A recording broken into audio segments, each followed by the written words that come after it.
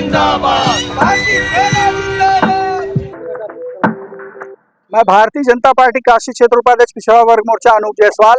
आज हम सब ने यहाँ पर ऑपरेशन महादेव की सफलता पर जो पहलगाम के हमले के आतंकी थे उनको मारने पर भारतीय सेना भारत सरकार को बधाई देने के लिए एक दूसरे को मिठाई खिला करके और पाकिस्तान का समर्थन करने वाली कांग्रेस पार्टी, आतंकवादियों का समर्थन करने वाली कांग्रेस पार्टी के चिदंबरम जी को इसमें पाकिस्तान का हाथ नहीं दिखाई देता। इसके लिए हम उन आतंकवादियों के साथ साथ चिदंबरम का पोस्टर पुतला फूंक करके अपना विरोध दर्ज किया है और भारतीय सेना का हम वंदन करते हैं, अभिनंदन करते हैं। भारत सरकार को हम आभार व्यक्त करते हैं। माननीय मोदी जी, अमित शाह जी, राजनाथ जी, सबका वंदन अभिनंदन है, क्योंकि उनकी दृढ़ इच्छा शक्ति से हम घटना में मारे गए लोगों को वापस नहीं ला सकते, लेकिन इस घटना से उनके जख्मों पर मलहम लगाने का काम करेंगे। हम भारत की सेना का कोटि कोटि बधाई, अभिनंदन, वंदन करते हैं। राहुल गांधी ने कहा है कि सेना का सबसे ज्यादा अपमान भारतीय जनता पार्टी करती है। ऑपरेशन सिंदूर के सफलता के बाद पोस्टर में जो है, पोस्टर में भी सेना के जवानों को जगह नहीं दिया। देखिए, भारत की सेना उनके चरित्र को जानती है। जब राजीव गांधी थे तो नेवी के जहाज को हफ्तों अपने पारिवारिक निजी इच्छा के लिए घूमने के लिए हफ्तों खड़ा रखते थे और उनको सेना अध्यक्ष में उनकी पार्टी को गुंडा दिखाई देता है, कभी उनको हाफिज में साहब दिखाई देता है, लादेन में जी दिखाई देता है, और अभी जब 26/11 हुआ था तो उनको भगवा आतंकवाद दिखाई दे रहा था।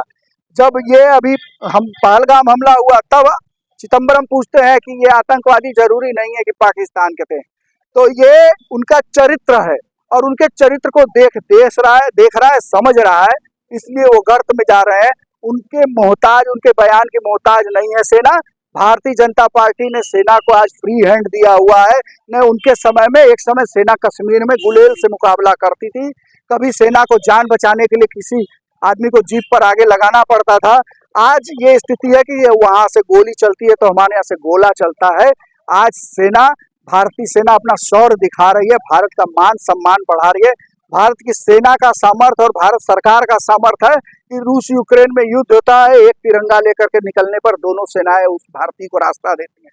तो ये भारतीय सेना और सरकार का सामर्थ्य है, राहुल गांधी का सामर्थ्य नहीं है, राहुल गांधी की पार्टी का सामर्थ्य नहीं। पाकिस्तान लगातार आतंकी गतिविधि कदम उठाते रहता है, तो क्या हमेशा इस तरह से ऑपरेशन सिंदूर चलाया गया था, इस तरह से हमेशा पाकिस्तानियों की कमर तोड़ी जाएगी? बिल्कुल तोड़ी जाएगी। भारत सरकार ने कहा है कि ऑपरेशन सिंदूर समाप्त नहीं हुआ है, स्थगित हुआ है।